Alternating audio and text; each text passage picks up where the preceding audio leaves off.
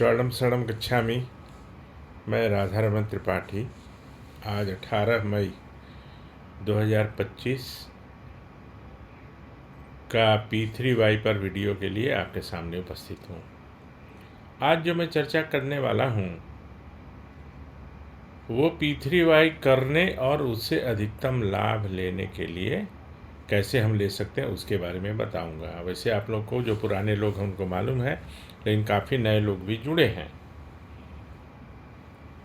दूसरा, कुछ काम हमारे नहीं बनते हैं तो हम निराश भी हो जाते हैं, लेकिन उसके पीछे क्या कारण है, क्यों नहीं मेरे काम बने, मेरी इच्छाएं क्यों नहीं पूरी हुई। तो जैसे आपको मालूम है 3 इच्छाओं की पूर्ति तो कभी होगी ही नहीं, चाहे कुछ भी हो जाए। परम जी ने स्ट्रेट मना कर दिया है। तो 3 को उन्होंने कैटेगरी में बना दिया है कि जुआ, लॉटरी और किसी भी प्रकार का व्यभिचार की इच्छा पूरी नहीं होगी। इन तीनों को मिला के परम जी ने एक बनाया है, एक यूनिट। जुआ, लॉटरी और व्यभिचार, इसकी हमेशा चर्चा होती रही है और होती रहेगी, क्योंकि जैसे जैसे नए लोग जुड़ते रहेंगे उनको बताने के लिए ये बताना पड़ेगा। दूसरा, मरा हुआ व्यक्ति जिंदा नहीं होगा। कोई मर गया और कोई पापर कर ले, P3Y कर ले कि हे परम जी ये जिंदा हो जाए, तो वो नहीं होगा, वो मना किया हुआ है।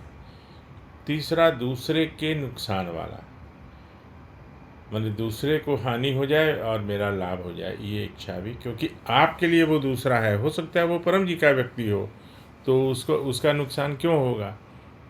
तो हमें अपने लिए मांगना है कि मेरा लाभ हो, मेरी इच्छा पूरी हो। तो ये तीसरा हो गया। और एक चौथा, अति आशा। अति आशा का है कि एक पान की गुमटी है, गुमटी मतलब छोटी सी दुकान है, उसमें 100 करोड़ का रोज टर्नओवर हो जाए, नहीं होगा। सीमेंट के फर्श पर पेड़ उग जाए, ट्रेन एकाएक उल्टी दिशा में चलने लगे, ये सब अति आशा और बकवासी लोगों के लिए है। कुछ लोग इसको टेस्ट करना चाहते हैं। कई लोगों से आप जैसे जैसे लोगों को बताएंगे, आपको ऐसे लोग मिलेंगे जो आपको फेल करने का कोशिश करेंगे। वो करेंगे नहीं, चीनी खाएंगे नहीं, लेकिन बिना खाए चीनी को बोलेंगे कि ये तो तीखा है, ये खट्टा है, ये तो ऐसा है और ये तो वैसा है। तो ये 4 चीज़ों को छोड़कर बाकी परम जी की वाणी में बता रहा हूँ। परम जी ने कई बार बोला कि कुछ भी संभव है, एनीथिंग इज पॉसिबल। उनके राइटिंग में लिखा हुआ है मेरे पास। जब वो साहित्य बनाते थे तो वो यही लिखते थे कि incredible but anything is possible. विश्वसनीय नहीं है, लेकिन ये होता है। और मेरे साथ तो मेरी तो स्वयं की हज़ारों इच्छाएं पूरी हुई। मैंने बहुत कई हज़ार लोगों को बताया है, और उन लोगों की अगर एक एक इच्छा भी पूरी हुई और मेरे पास उनका संदेश आया, तो आप समझिए कि मेरे पास कितने सारे अनुभव हैं। तो जब कोई काम नहीं बनता है तो उसका कारण भी हमें ढूंढना चाहिए। पहला तो है कि अगर पहले की कई इच्छाओं की पूर्ति हो गई है और वो जो पकड़ की राशि है या प्रचार की जो प्रतिज्ञा है वो हमने पूरा नहीं किया है, तो उसको करना चाहिए। वो आगे की इच्छा पूरी नहीं होती है, इसमें कोई दंड नहीं है और कुछ ऐसा नहीं है कि कुछ हो जाता है, बट हाँ, आगे की इच्छा पूरी नहीं होती है। दूसरा, हम दूसरों के लिए इच्छा परम जी से नहीं मांग सकते कि मेरे उसकी ये इच्छा पूरी हो जाए। ये सब वो पूजा पाठ इत्यादि में होता है। पूजा पाठ जो करते हैं करिए, मैं मना नहीं कर रहा हूँ, लेकिन ये जो विधि है वो मैं बता रहा हूँ। कोई दूसरे के लिए संकल्प ले लेता है, कोई दूसरों के लिए हवन जाप कीर्तन करता है, बट P3Y में ऐसा नहीं है। P3Y में जिनकी इच्छा है उनको मांगना पड़ेगा। इवन कि हम अपने बेटे के लिए भी नहीं मांग सकते, पत्नी के लिए नहीं मांग सकते हैं। वो हमारे कोई भी फैमिली मेम्बर्स हैं, मैं उनके लिए नहीं मांग सकता कि उनके पेट का दर्द दूर हो जाए, वो एग्ज़ामिनेशन में टॉप कर जाएं, चाहे उनका व्यापार बढ़ने लगे। नो,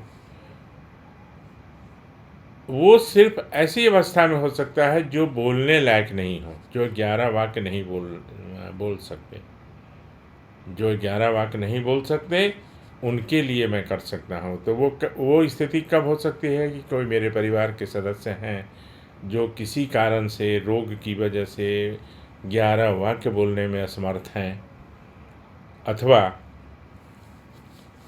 हमारे पालतू जानवर हैं वो नहीं बोल सकते। उसमें सब आ गया, पालतू जानवर में गाय, भैंस, कुत्ते, बिल्ली, खरगोश, उसको कोई प्रॉब्लम हो जाए, रोग हो जाए, तो उसके लिए वो तो बोलेगा नहीं।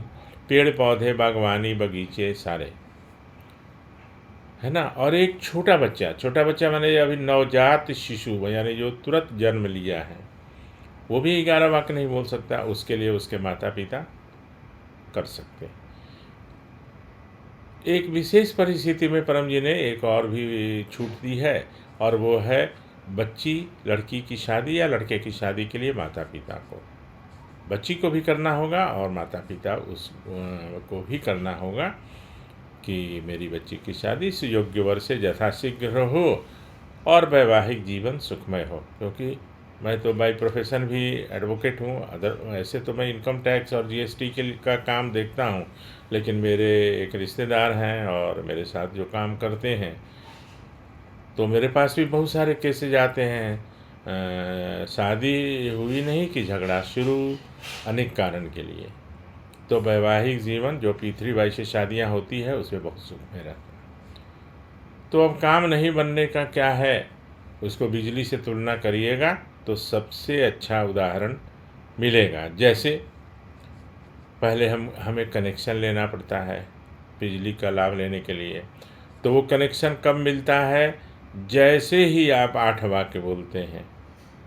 पहला 8 वाक्य P2 का यानी पपर के बोलते हैं, तो आप सीधे कनेक्टेड हो जाते हैं परम जी की अदृश्य अलौकिक शक्तियों के साथ। वो 8 वाक्य क्या है, तो परमं शरणं गच्छामि, हंसं शरणं गच्छामि, अद्वैतं शरणं गच्छामि, आनंदं शरणं गच्छामि, चरणं शरणं गच्छामि।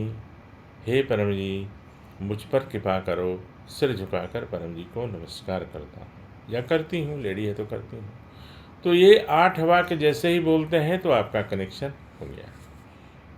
अब बिजली के लिए क्या होता है कि कनेक्शन तो हो गया, तो आपको बल्ब खरीद के लाना होगा। बल्ब फ्यूज़ नहीं होना चाहिए, आपका फ्यूज़ ठीक रहना चाहिए, तो आपके यहाँ बिजली जलेगी। अब इन तीनों में से कुछ भी अगर खराब है तो बिजली तो नहीं जलती। उसी प्रकार से जैसे ही 8 वाक्य बोलते हैं तो आपका संपर्क सीधे परम जी की अदृश्य लौकिक शक्तियों से हो जाता है। वो दिखाई नहीं देगी, लेकिन वो आपके अगल बगल में खड़ी रहेगी, 8 सिद्धियाँ।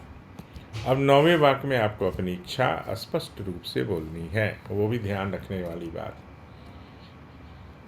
इच्छा क्या है, ये नहीं कि मेरा सब कुछ ठीक हो जाए, नहीं, आपको एकदम स्पष्ट बोलना है। मेरे व्यापार की आय बढ़ जाए, मेरे खेत में फसल बढ़ जाए, मेरे फसल का नुकसान नहीं हो, मेरे पेट का दर्द दूर हो जाए, 2 घंटे के लिए वर्षा रुक जाए, आज के भोज में मेरे घर में जो फंक्शन है उसमें के भोजन में वृद्धि हो जाए, है ना, कोई भोजन घटे नहीं। तो ये सब तो एक दो है, बट ऐसे हज़ारों तरह की इच्छाएं हैं, लाखों तरह की इच्छाएं हर व्यक्ति की अलग अलग होगी। एडवोकेट के लिए अलग, डॉक्टर के लिए अलग, साइंटिस्ट के लिए अलग, किसान के लिए अलग, है ना, व्यापारी के लिए अलग, नौकरी पेशा वालों के लिए अलग, स्टूडेंट्स के लिए अलग।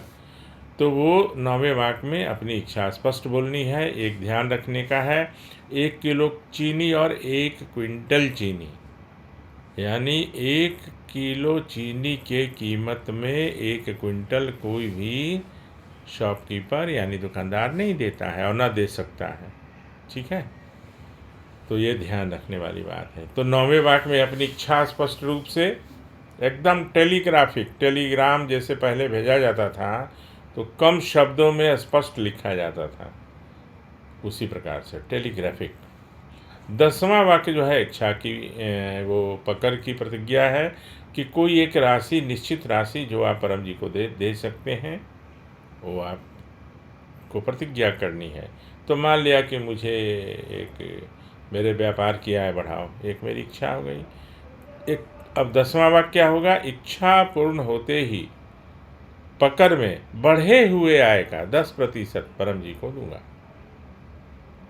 ये इसलिए बता रहा हूँ कि जो नहीं भी पप्र करते हैं, जो पी3 नहीं करते हैं, वो भी व्यापार करते हैं, वो भी कमा रहे हैं। लेकिन अगर पी3 करने से उनकी आय बढ़ती है तो बढ़े हुए आएगा, जो नॉर्मल उनका इनकम है उसमें 1 रुपया भी परम जी को नहीं देना। लेकिन अगर व्यापार की आय बढ़ती है, अगर क्या हो तो बढ़ती ही है और बढ़ेगी, तो वो बढ़े हुए आएगा। मान लिया हम प्रतिदिन 100 रुपया कमाते हैं, पी3 करने से 200 रुपया कमाने लगे, तो आय मेरी कितनी बढ़ी? 100 रुपया। तो 100 रुपया का 10%, 10 रुपया। फिर भी हम तो 190, जो 100 कमाते थे 190 हम कमाने लगे, है ना। तो ये सब फार्मूला और ये उदाहरण सब परम जी ने स्वयं बताया है और करके देखने लायक है। 11वां वाक्य एक प्रचार की प्रतिज्ञा है और वो है कि इच्छा पूर्ण होते ही पकड़ में कुछ नए व्यक्तियों को या 1 नए व्यक्तियों को या 5 नए व्यक्तियों को किसी भी माध्यम से पी3 सिखाऊंगा।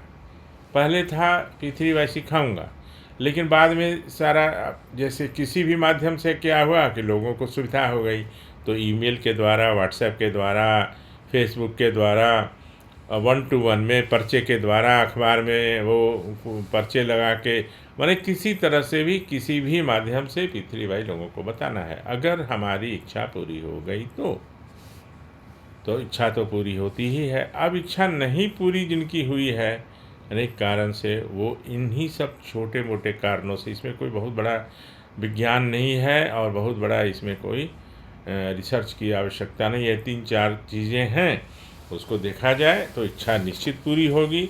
हाँ, मेरे लिए जो सुखद होगी वही इच्छा पूरी होगी, परम जी वही इच्छा पूरी करेंगे। वो बाद में महसूस भी करा देंगे, रियलाइज़ कराएंगे कि देखो अगर तुम्हारी इच्छा उस समय पूरी नहीं हुई तो उसका ये लाभ हुआ, नुकसान से बच गए। बहुत ऐसा बहुत हुआ है, ट्रेन छूट जाती है, बाद में पता चलता है कि ट्रेन का एक्सीडेंट हो गया, वो ऐसे सब उदाहरण मेरे पास है। तो मेरे मन में ये प्रश्न आया आज, और कुछ नए लोग जुड़े हैं, तो वो ये सब मुझे भी शुरू में ये प्रश्न आते थे और मैं लोगों से पूछता था जिन्होंने मुझे सिखाया। तो आप जितना लोगों को बताएंगे, अनेक अनेक तरह के लोगों का प्रश्न आएगा, तो आप एकदम सक्षम रहेंगे। परम जी से ही निवेदन करिएगा कि परम जी मैं अच्छा रिप्लाई दे सकूं और सॉल्यूशन बता सकूं। तो काम बनता है, इच्छाएं पूरी होती हैं। ये पी3 के पी2 के बारे में कह रहा हूँ। P1 तो परम जी हैं, उनकी विद्या है। P2 पप्र से इच्छा पूर्ति और संकट का निवारण। संकट जो है बनावटी नहीं होगा, बार बार बोलता हूँ। मतलब ये संकट एकाएक हो जाता है ना। और जो ये P3 जो है, तीसरा P और Y मिलकर मानसिक शांति, वो परम योग में आता है। तो उसकी चर्चा तो मैं कर चुका हूँ, लेकिन कभी किन्हीं को और अलग से भी सीखना हो तो मैं सिखा सकता हूँ जितना मैं जानता हूँ। और जैसा परम जी ने स्वयं मुझे बताया, बहुत लोगों को बताया है परम जी ने, ऐसा नहीं है कि सिर्फ मुझे ही बताया, लेकिन मैं इसमें लगा हूँ कि ज़्यादा से ज़्यादा आप लोगों के सामने उनकी बातों को रख सकूं। तो शायद मैं इस टॉपिक पर जितना बोलना था बोल चुका हूँ, और थोड़ा लंबा वीडियो होगा तो 10-15 मिनट तो सुनना चाहिए, क्योंकि IPL तो 4-4 घंटा लोग बैठ के देख रहे हैं। मैं ऐसा, मेरे संपर्क में भी कई लोग हैं, तो बुरा मत मानिएगा और मुझे सुझाव दीजिए, मेरी गलतियों को भी बताइए, कमेंट में लिखिए कि आप ऐसे बोलिए, वैसे बोलिए, चाहे इस टॉपिक पर बोलिए, या ऐसा नहीं बोलना चाहिए, तो मुझे बुरा नहीं लगेगा, मैं सुधारने की कोशिश करूँगा। तो इतना कहते हुए आपसे विदा लेता हूँ और फिर आगे कल मिलूँगा आपसे। शरणम शरणम।